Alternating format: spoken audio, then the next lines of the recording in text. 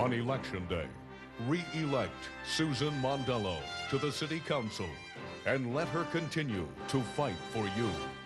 Last year, when a big commercial real estate developer tried to skirt city zoning laws, Susan Mondello stopped him. When a street paving crew started running behind schedule and over budget,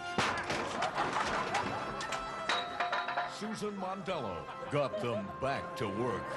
When other members of the City Council proposed raising your taxes, Susan Mondello came out kicking.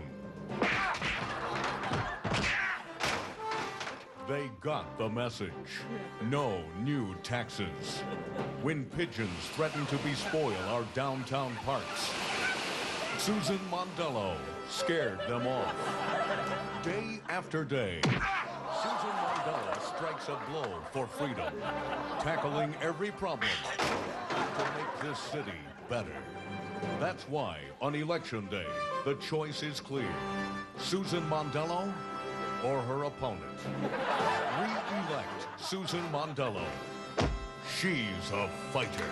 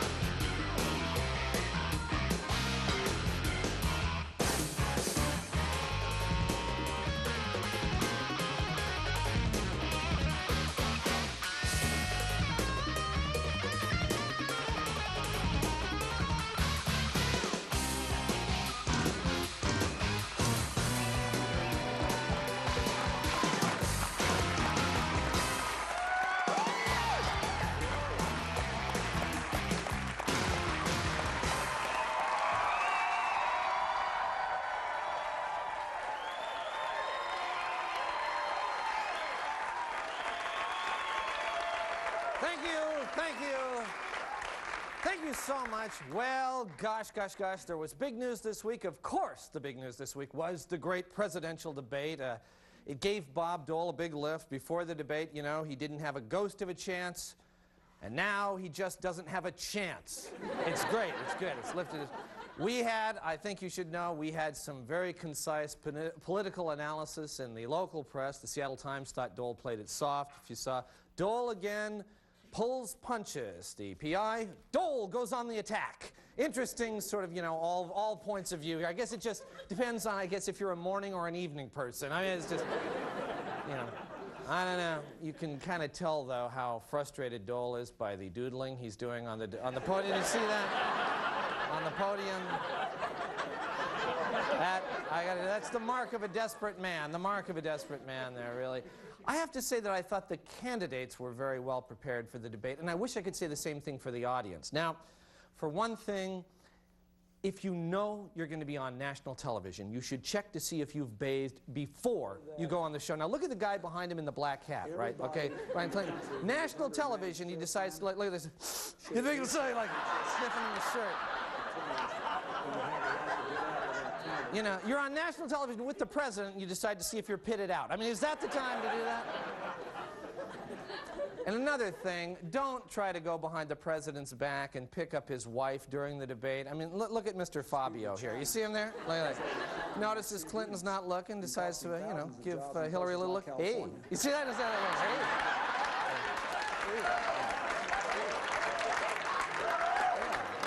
You know, wow.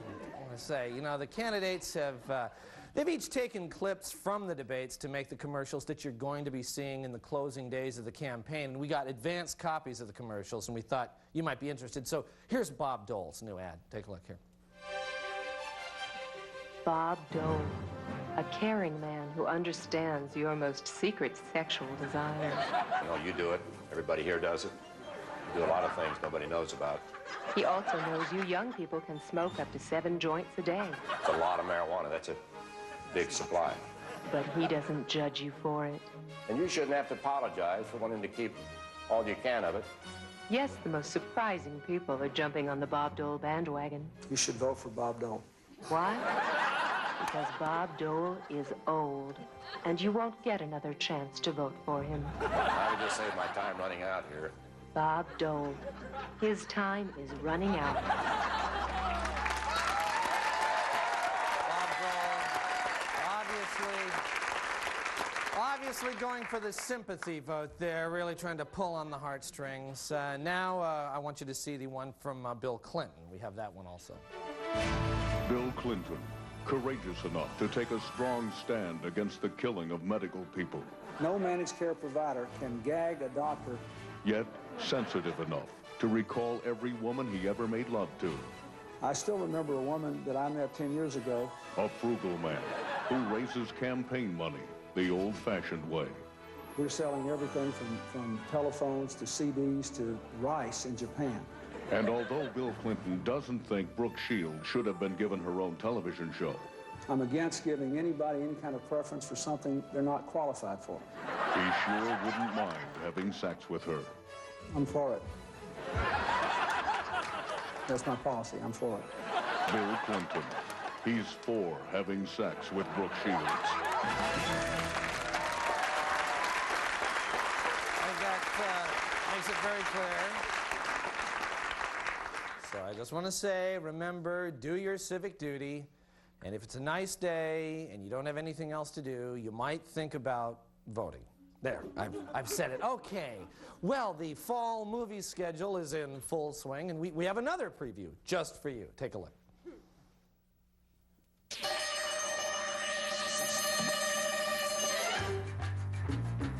If you loved last summer's blockbuster hit, Mission Impossible, prepare yourselves for its post-pounding, ride-of-your-life sequel, Mission Totally Impossible. All right, everyone. Our mission is to recover that stolen nuclear weapon. Are we ready? Ready. Okay, now here's the plan. At exactly 0700, you'll all be stripped naked and your bodies covered with grease. Then, you'll swim across the North Atlantic Ocean where our agents will pick you up. Then, you'll be put into cages with rabid wolves where the only weapon you'll have to defend yourself is a single head of lettuce. Can I just say something here? Look, we've got to get going here. Now, everybody, on my command, swallow your watches. You know, I know we're called Mission Impossible, but that really is impossible. Yeah, I agree. I mean, I think the name is more of a euphemism, really. I mean, I don't think the missions are supposed to be literally impossible. Come on, let's go. All right, everyone. We've got about 20 seconds. You see that truck over there? Well, let's eat it. Come on. Come on, I can't eat this whole thing myself. Look, you know how the tape always says, your mission, should you choose to accept it? Yeah, now look, I want you to saw your arms off and paint yourselves green. Now, Would you let me finish? Okay? I'm just saying that this is one of those missions you shouldn't have chosen to accept. Yeah, we were all talking while you were out wrestling the squid. Look, be quick about it. Well, we thought we should be more involved in the decision-making process. Let us listen to the tape, too. Yeah. Pussies. All right.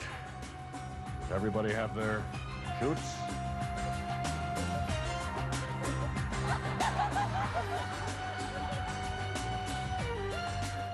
Good. Let's go.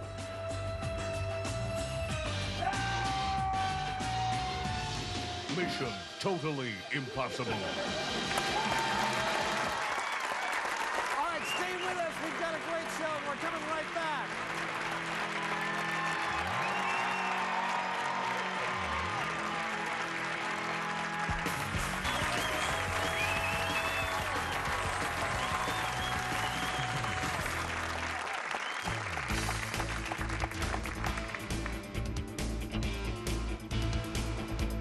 Hi there, and thank you for joining us on Sports Talk. I'm Hank St. Clair, and if you've got World Series fever like I do, you are going to enjoy today's show.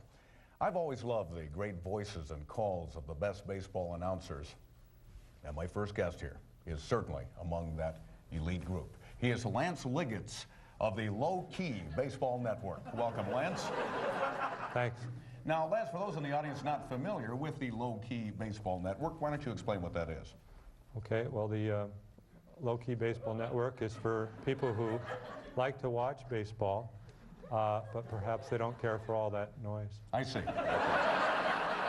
That's very interesting, Lance, and thanks for sharing that with us. Or it's for people who maybe they don't like to get excited. Gotcha. Okay. And my job is to make sure that they don't get excited. Okay. Well, we have a clip here from that unbelievable Mariner playoff series with the Yankees last year, so why don't you go ahead and show us how you would have made that call? Okay. All right. Sure. Cora is batting, and he bunts it, and he's safe at first.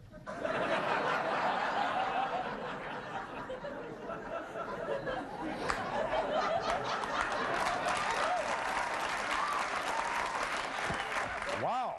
I didn't get excited at all on that. You would have never known that was a thrilling play at first base. Thank you. My next guest is another great broadcaster. Would you welcome Seattle Mariner announcer Rick Riz, everybody? Hi, Hank. How you doing? Good. Nice to be here. Hi, Lance. Nice to see you again. I admire your work. Thank you. Rick, one thing I really love about baseball announcers is their trademark call, and when a Mariner hits a home run, your trademark call is... Goodbye, baseball. Yep, that is... Wow. That is fantastic. That's so great. Lance, what is your signature call? That was a good play. All right. Rick, if you don't mind, why don't you show us how to call a play, how you would do it. Now, we have a memorable one here from a game with the California last year that decided the Western Division Championship. Yeah, this was a big play and a big ball game. Here's Luis Sojo, Mark Langston on the mound, swinging a broken bat ground ball. Fair inside the bag at first, down the right field line, extra bases. Here comes Blowers. Here comes Tino. Here comes Joey. The throw in, cut off by Langston. Relay home, gets on by Andy Ellenson. Here comes Sojo. Sojo scores. Everybody scores. The Mariners take a 5-0 lead on the way to the West Division title. Everybody's going crazy in the Kingdom. Wow! Wow! That is absolutely great. Now, for a contrast in styles, let's hear how Lance would make that same call. Okay. Soho hits it. Looks like he broke his bat, but don't worry, they have lots more of those. Nothing much happening now.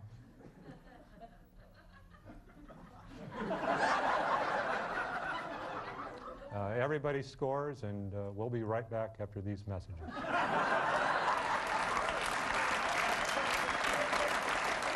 Well, that really is low-key. You didn't even give the score there. Oh, no, we find a lot of our audience, they get nervous when they hear the score. Interesting. Now, Rick, your call was great, but I would love to hear you do one of the classic plays in baseball. It is the bases-loaded home run. Well, Hank, I'll tell you what, I'd love to do it for you, but I think that call belongs to one of the greatest announcers of all time, my partner, Dave Niehaus. How would you like that? Is he here? Dave is backstage. Is Dave here? Dave, come on out. Dave Niehaus, Mariner broadcasting legend. Welcome. Thank you.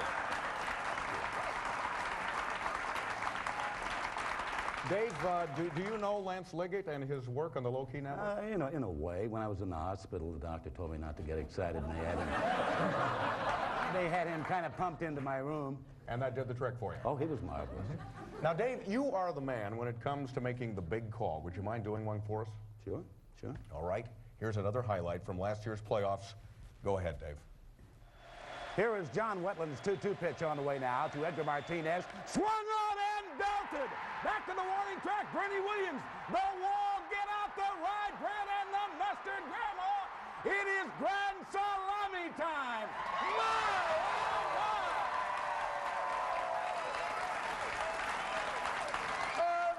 Unbelievable. Unbelievable. Wow, you took us right back there again, Dave. Lance, would you show us what you would do? Sure. Okay. Edgar batting. It's a good hit. And it's get out that loaf of bread and some meat, Mama. It's time for a big sandwich.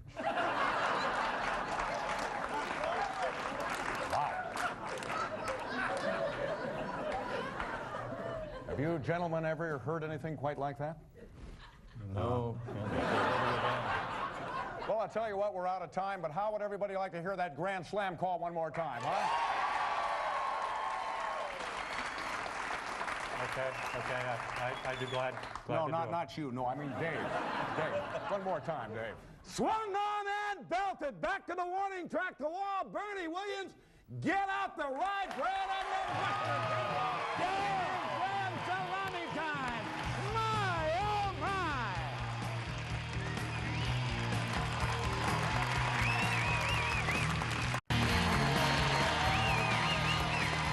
Studio amplification for Almost Live provided by American Music.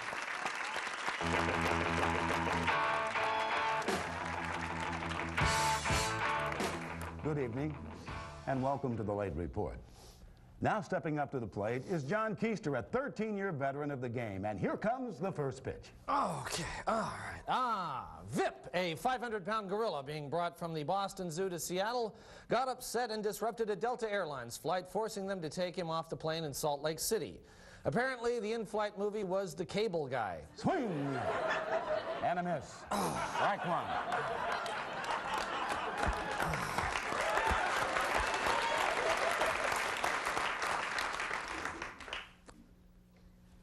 A brochure supporting charter school initiatives titled Learn More About School Choice Options is riddled with punctuation and spelling errors. The brochure's writer disagreed, saying it is actually riddled with punctuation and spelling options.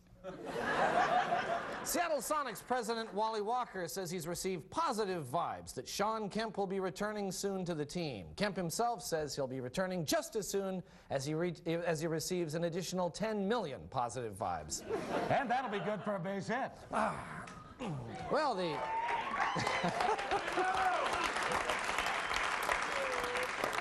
the city of Seattle is now taking bids to repair terracotta walrus heads on the Arctic building. So all persons with extensive experience repairing terracotta walrus heads, contact the city of Seattle and get your bids in now. Scientists say that global warming is happening much faster in the Pacific Northwest than in most of the rest of the world, heating up by 4 degrees Fahrenheit per century. All I can say is apparently those scientists haven't been around this week. Swing, foul tip back, and that'll be strike two.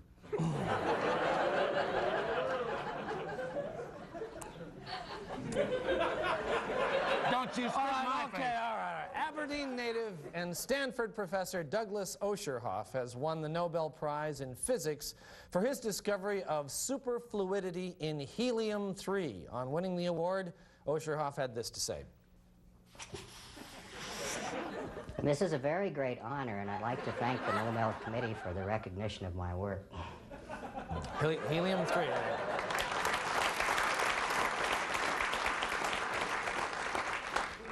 111 guns were turned in last week during Ticketmaster's Northwest Gun Exchange. Unfortunately, all the guns were exchanged for tickets to the Monroe Rifle and Pistol Show. The city of Everett was ordered to pay $78,000 in legal costs to a businessman who argued that the city's adult entertainment zoning was too restrictive. The man says he'll invest most of the $78 grand in Texas-style couch dances. Foul ball off a low pitch. Should have let that one go. Oh, come on. Come on, come on. Hey, what? Come on. Oh. Okay. Finally, the FCC has given KCTS Channel 9 permission to build an experimental digital TV transmitter that could make it possible for viewers to choose from 4 different programs. A Channel 9 spokesperson said they're very excited because it means they can soon have 4 pledge drives on at the same time. Line drive, base hit into left field, and this baby is over. This has been the Late Report. Don't go anywhere now. We're going to be right back.